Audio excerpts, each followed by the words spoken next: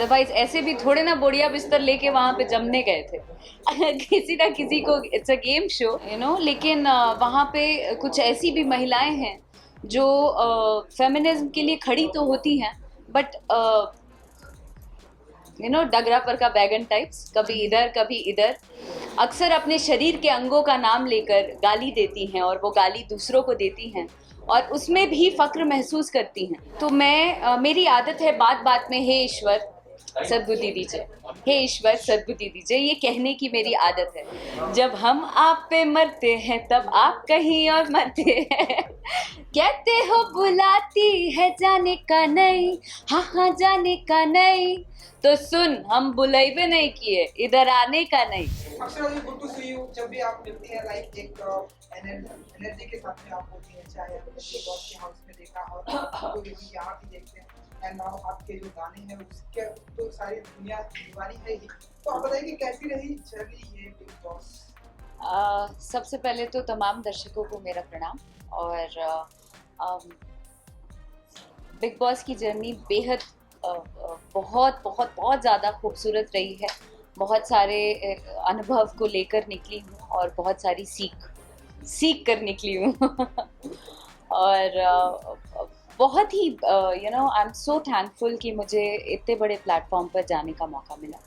और आज ना ही सिर्फ बिहार, झारखंड, यूपी के लोग मुझे जानते हैं, पूरे भारतवर्ष में लोग मुझे जान रहे हैं और अपना प्यार दे रहे हैं। इससे बड़ी बात और इससे बड़ी उपलब्धि और कुछ नहीं। अक्षरा, कहाँ पर लगता है कि कहाँ पे कोई कमी रह गई, जैसे कि आपको लगता है कि आज आप उस शो का स्तर ले कहीं तो चूक हुई होगी, अदरवाइज ऐसे भी थोड़े ना बोड़िया बिस्तर लेके वहां पे जमने गए थे किसी ना किसी को, इट्स अ गेम शो, आना जाना तो लगा ही रहेगा। मेरे ख्याल से यही सही समय था, इस वजह से मैं आज बाहर हूँ और कहीं चूक हुई होगी मे बी। बिग बॉस में जाने से पहले क्या सोचा था और जाने के बाद क्या हुआ? बिग बॉस में जाने से पहले बिग बॉस में जाने से पहले खुद के लिए सोचा था। मुझे ऐसा लगता था कि सिर्फ 8 करोड़ आबादी जो है अपनी यूपी बिहार की, वो लोग ही मुझे अप्रिशिएट करेगी या जानेगी।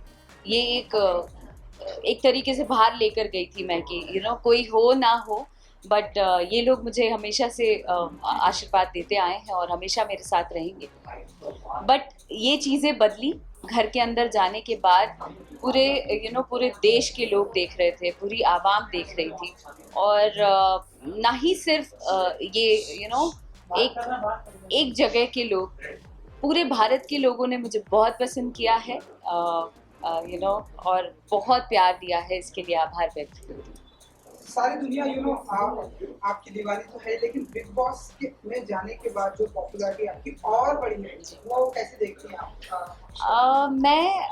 मैं कह तो रही हूँ कि ये मेरे लिए उपलब्धि है और एक तरीके से ये जीत है। मैं बेशक बिग बॉस जीत के नहीं आ पाई, बट हाँ लोगों का दिल जीत कर आई हूँ और आगे भी जीतती रहूँगी, इस बात की आशा करती हूँ।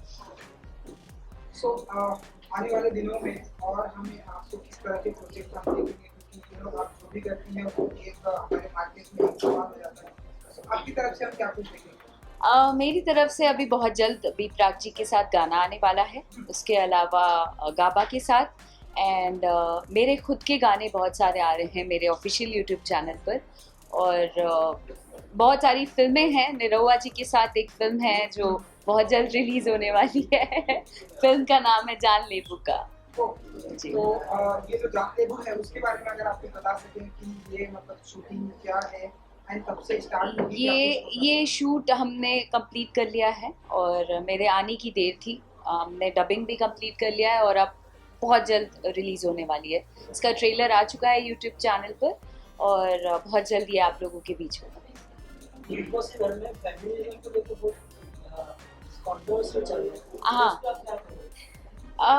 फेमिनिज्म को लेकर कंट्रोवर्सीज तो बहुत ज़्यादा हैं, लेकिन वहाँ पे कुछ ऐसी भी महिलाएं हैं जो फेमिनिज्म के लिए खड़ी तो होती हैं, बट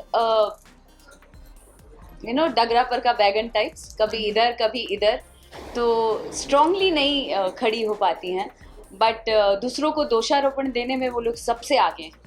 तो ये मेरे साथ भी हो चुका है। जिस दिन मैं निकल रही थी, कई सारे आरोप मुझ पर लगा दिए गए जो कि सही नहीं थे, कई हद तक गलत थे। और मुझे लगा कि अगर गलती मैंने की है, या मेरे बातों से जिस परिवेश का भी थोड़ा बहुत असर होता है, जिस जगह से आप बिलोंग करते हैं, हो सकता है अलग अलग जगहों की अलग अलग भाषा है, तो शायद वो चीज़ें बुरी लगे। मैं ये नहीं कहती कि मैं एकदम सही हूँ। तो जहाँ गलती हुई, मुझे लगा कि मुझे माफ़ी मांगनी चाहिए और मैं क्षमा प्रार्थी हूँ अब भी। बट बहुत सारी महिलाएं वहाँ ये इतनी भी अपनी बातें जो कहती हैं, अक्सर अपने शरीर के अंगों का नाम लेकर गाली देती हैं, और वो गाली दूसरों को देती हैं और उसमें भी फ़क्र महसूस करती हैं। तो ये कहाँ का फेमिनिज्म है, मुझे ये जानना है। और मैं काफ़ी दिन से ये जानना चाहती हूँ। घर के अंदर भी थी तो मैंने ये सवाल किया था कि आप लोग आम भाषा में गालियों का प्रयोग करते हैं और अपने ही शरीर के अंगों का नाम लेते हैं। शेमफुल मेरे ख्याल से। अगर आप फेमिनिज्म की बात करें तो आपको भी अपना मर्यादा और अपना दायरा पता होना चाहिए। अक्षरा, कई बार बिग बॉस में आपकी लैंग्वेज को लेकर और हिंदी और इंग्लिश को लेकर भी इस तरह की काफी बार उसको लेकर विवाद हुआ है। जी, क्या चाहिए आपको, उस पर आप क्या कहना चाहेंगे? बिग बॉस एक हिंदी शो है कि नहीं? बिग बॉस एक हिंदी शो है, और बिग बॉस जहां आपको 24 घंटे में 50 बार एक ही चीज़ बिग बॉस दोहराते रहे, आप हिंदी में बात करिए, आप हिंदी में बात करिए। तो अगर मुझे हिंदी आती है तो मैं क्यों नहीं बोलूँ? मुझे ऐसा लगता है कि हिंदी बोलने में मुझे फ़क्र है, मैं क्यों नहीं बोलूँ?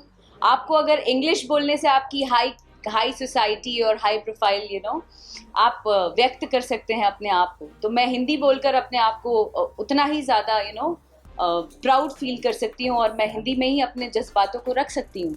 तो मैंने हिंदी ही बोली। लेकिन वो कहते हैं ना, अपना ठेठ बिहारीपन और अपने अक्खड़पन से जाने जाते हैं बिहार यूपी के लोग। तो मैं अपने भाषा को लेकर चल रही थी, बट लोगों को मैं गंवार लगी कई हद तक। चूँकि मैं इंग्लिश में बात नहीं करती थी, मुझे लगता था कि अगर बिग बॉस के घर में है तो मुझे लगता है कि मैं जैसे घर में हूँ भाई, अपने घर के पहचान को लेकर मैं वहाँ गई थी, और मुझे वैसे ही रहना अच्छा लग रहा था। और कुछ लोगों को वो अच्छा नहीं लगा, तो वो उनका माइंडसेट है, मुझे फ़र्क नहीं पड़ता इन चीज़ों से। कई बार लोगों ने कहा कि आप सिंपैथी गेन कर रही हैं इस तरीके से दिखा के, और हाँ, जो हो रहा है उस पर। सिंपैथी गेन की बात है जहाँ तक, तो मैं मेरी आदत है बात बात में हे ईश्वर सद्बुद्धि दीजिए, हे ईश्वर सद्बुद्धि दीजिए, ये कहने की मेरी आदत है। तो मैं ये बात बात पे कहती थी, लेकिन जब भी मैंने हे ईश्वर बोला है, ओ लो आ गई, अब तो ये सिंपैथी कार्ड यूज कर रही है। अरे यार, कार्ड क्या, जोड़पत्ती खेलने गए थे अंदर हम। हाँ, हम कार्ड खेलने गए थे। सो बात बात में वो लोग कोई ना कोई कार्ड और आरोप लगाते थे, जो कि मुझे अच्छा नहीं लगता था और मैं रिएक्ट करती थी। बिग बॉस में लव स्टोरी चलती है, तो आपको क्या लगता है कि बिग बॉस में मुझे फेक लगता है, और मैं उनके लिए ना ईश्वर से प्रार्थना करना चाहती हूँ कि वो जब बाहर आए तो इसको अगर कंटिन्यू 1 महीने कर लें तो मैं उनको दाद दूंगी। ये जो आपकी जो मतलब जो हमारी बिहार एंड यूपी की जो लैंग्वेज सारे, मैंने बिग बॉस ये ज्यादा फॉलो नहीं की, अपनी भी लैंग्वेज सिखाई आपने वहाँ पर जिस तरह से मैं बता रही हूँ, जितने दिन मैं घर के अंदर थी, मेरे रंग में लोग रंगे हुए थे। जब भी हमसे बात करने आ रहे थे, हमसे हमारी भाषा में बात करते थे, और यही एक तरीके से जीत है। और जहाँ मैं आप, सम्मान और जनाब से बात करती थी, लोगों को देखा कई बार तू तड़ाक और एक दूसरे को गाली देना सब करते थे। लेकिन जब भी मेरे तक आते थे, अक्षरा जी आप कैसी हैं, अक्षरा जी आप क्या कर रही हैं, ऐसे ही आप जनाब से बात किया। और यही इस चीज़ की मैं शुक्रगुजार हूँ कि यही मैं हूँ, और इसी रंग में मैंने सबको रंगा। तो जो भोजपुरी के जो सुपरस्टार हैं उनकी तरफ से आपको कितना एप्रिसिएट मिल रहा है, कितना वहाँ से सपोर्ट मिल रहा है आपकी लैंग्वेज में जो आप बोलती हैं उस लैंग्वेज में, अगर आप बता सकते हैं? भोजपुरी में बहुत प्यार मिला लोगों का, और दर्शकों के साथ साथ भोजपुरी इंडस्ट्री के जितने एक्टर एक्ट्रेसेस हैं उन लोगों का भी बहुत साथ मिला।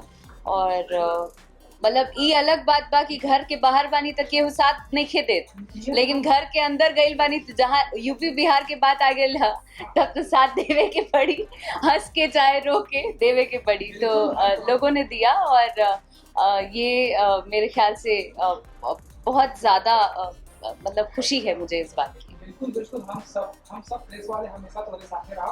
एक्चुअली मैं जो बोलता हूँ अवधि आती है, हम अवधि बोलते हैं, तो हाँ। इसलिए मेरी जो लैंग्वेज है वो अवधि है। तो सब कोई जहाँ भिन्न भिन्न क्षेत्रों से आए लोग अगर एक होकर लड़ सकते हैं, या किसी बिहार यूपी से गई लड़की को एक किनारे दरकिनार कर देते हैं, तो हम सब बिहार यूपी के लोग क्यों नहीं एक तरफ होकर एक होकर क्यों नहीं अपने लिए लड़े। बिल्कुल बिल्कुल।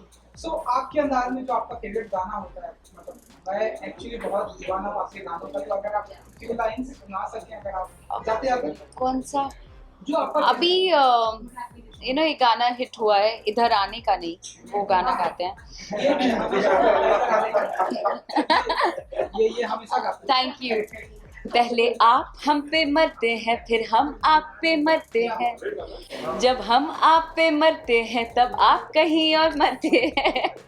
कहते हो बुलाती है जाने का नहीं, हाँ हाँ जाने का नहीं, तो सुन हम बुलाइबे नहीं किए, इधर आने का नहीं। मैंने ना बुलाया इधर आने का नहीं, सुन मैंने ना बुलाया इधर आने का नहीं, हाँ आने का नहीं। और साथ ही मैं सारे दर्शकों को कहना चाहती हूँ कि अब तक जो भी छोटा मोटा नाम और मुकाम बना पाई हूँ, अपना आशीर्वाद अपना प्यार यूं ही बरकरार रखिएगा। और जाते जाते 2 लाइन कि मुझे इसका गम नहीं कि बदल गया ज़माना, मुझे इसका गम नहीं कि बदल गया ज़माना, मेरी ज़िंदगी है तुमसे कहीं तुम बदल ना जाना। Thank you so much. Thank you. Thank you so much. Thank you Thank you so much. Thank you very much.